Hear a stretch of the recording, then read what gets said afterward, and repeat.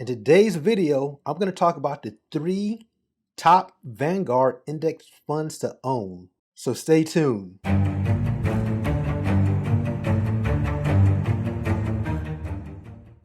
Now, first up, a quick disclaimer. This isn't investment advice, just general information only. Any investing involves risk, so do your due diligence and your homework. Always do your homework when you put money into anything.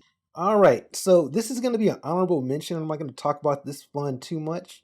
It is Vanguard Tech Index. The reason why I'm not going to go into too much depth about this one is because you need a $100,000 minimum to get into this fund, and you're just better off going with Fidelity if you're going to put $100,000 in any fund. That's just my personal opinion. Unless you got it like that, then hey.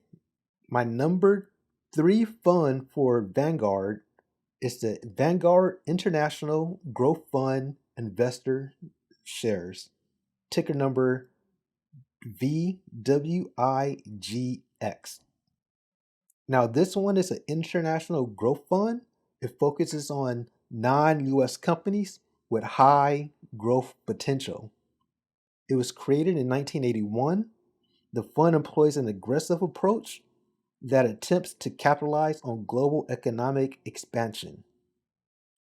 So this is what this fund primarily focuses on.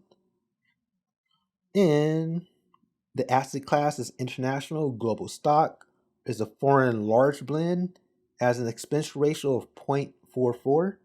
It has a risk potential of 5. So 1 out of 5 has risk potential of 5.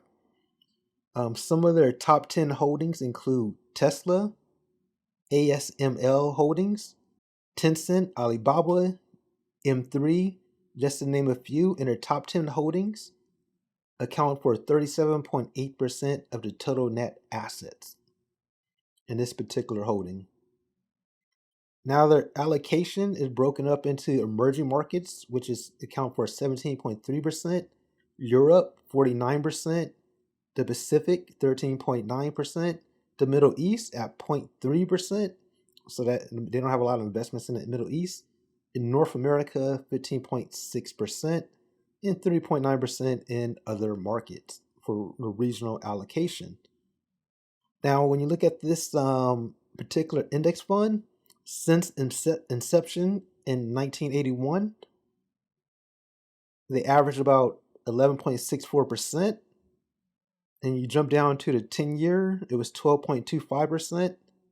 And if you look at the 1 year, is at 59.55%. So last year they did really well with this particular index fund, but that is not an indicator for the coming years, but it looks like it's actually growing fairly well. Especially emerging markets seem to be hot right now. All right, so going to my number 2 pick, and actually before I leave this fund, Vanguard actually has a minimum to invest. So if you want to invest in this fund, you need a minimum of $3,000 to start. So at Vanguard, you do need a minimum. You do have Vanguard to jump in this fund, and if you do have a Vanguard account, this is a good index to look at if you're looking for international growth to kind of diversify your portfolio. My number 2 pick, which is the Vanguard 500 Indexed Fund, ticker VFIAX. Now, the 500 Index Fund is a low-cost way to gain diversity, and it basically offers exposure to 500 of the largest U.S. companies. Basically, it follows the S&P 500. It's a very popular index to follow. It's a large blend, so unlike the total market, this is a large blend cap only. It has a 0.04% expense ratio. And some of the top 10 holdings account for 28.6% of its total net assets, which will be Apple, Microsoft, Amazon, Alphabet, Facebook, Tesla, Berkshire Hathaway, Johnson & Johnson, JP Morgan Chase, and Visa. Now, this one, since its inception, is up 7.28%. The 1 year is 18.37%.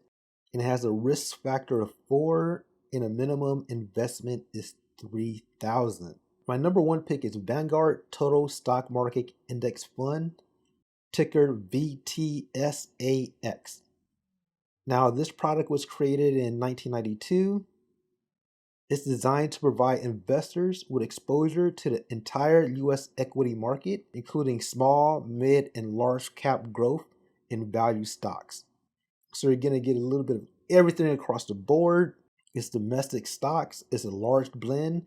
It has a low expense ratio of 0.04%.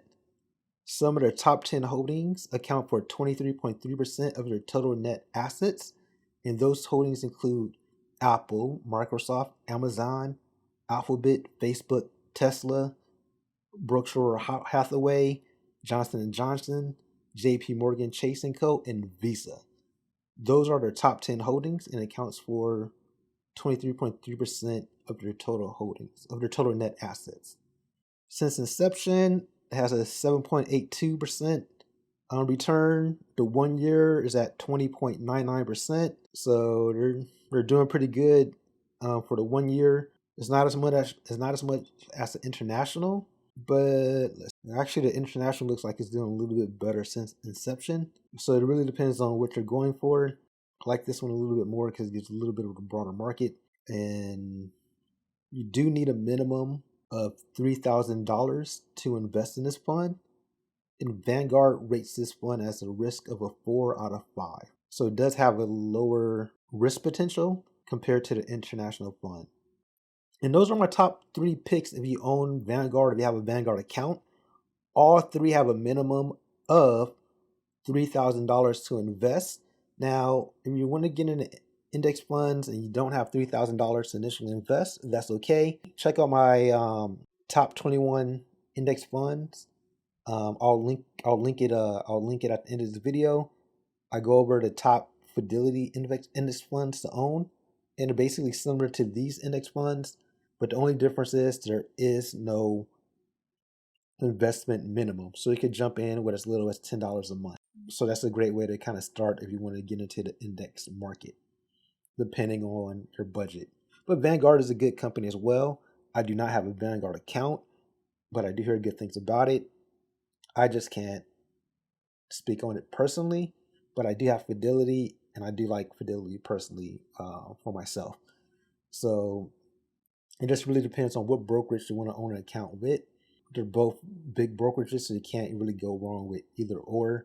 It really depends on your financial situation. And if you like this video, I appreciate it if you share this video, smash the like button, and smash the subscription button. If you already subscribed, I appreciate it. I thank you. If you haven't, go ahead and do that now. Until next time, everybody, have a great week. I'll probably drop another video in the next 2 days. Have a good one. I'm out.